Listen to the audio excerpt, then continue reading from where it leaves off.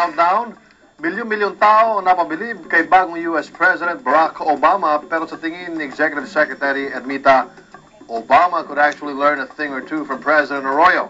Really now, ano-ano kaya yon? Here's Joey Francisco with story number 2. I, Barack Hussein Obama, do solemnly swear to preserve, protect, and defend the Constitution of the United States. So help you God? So help me God. Congratulations, Mr. President. January 20, 2009, ang simula ng tenure ni US President Barack Obama. So help me God. Dito sa atin, inaalala naman ang ika-8 anibersaryo ng EDSA 2 na nagluklok kay Pangulong Arroyo sa pwesto.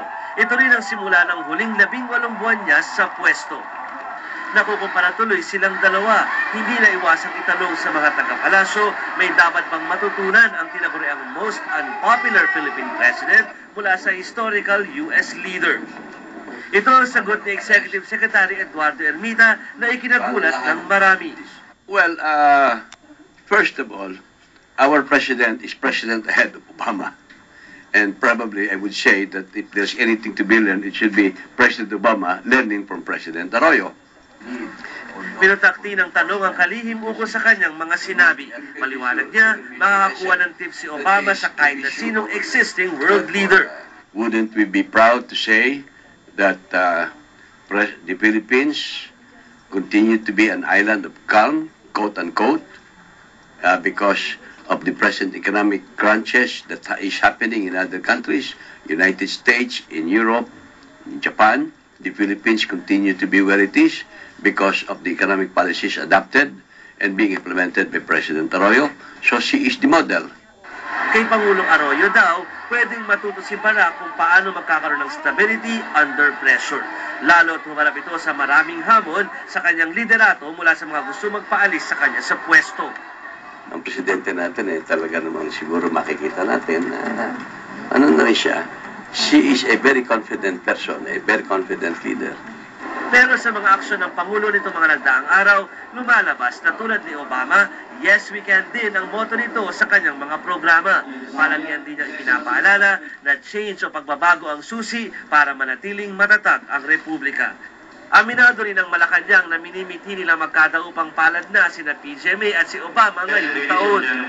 Kung hindi man one-on-one, malamang sa mga pulong ng world leaders tulad ng APEC, ASEM at UN General Assembly.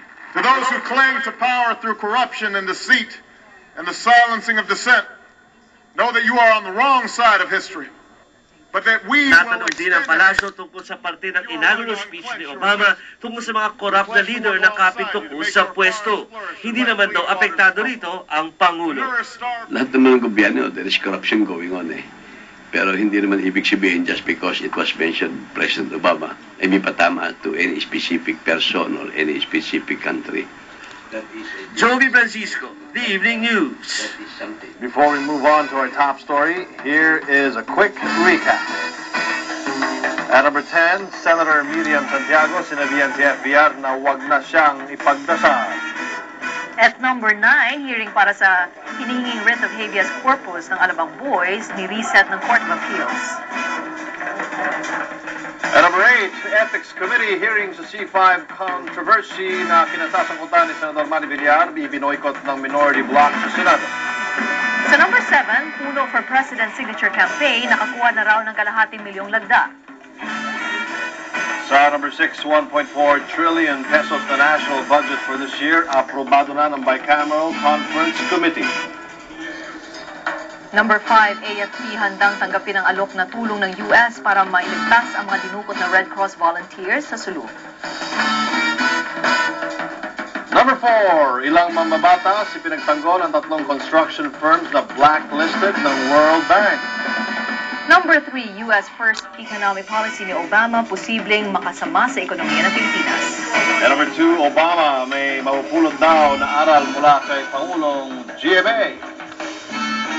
We're down to our story number 1, and taking that slot again is America's number 1 man, Barack Obama. Immediately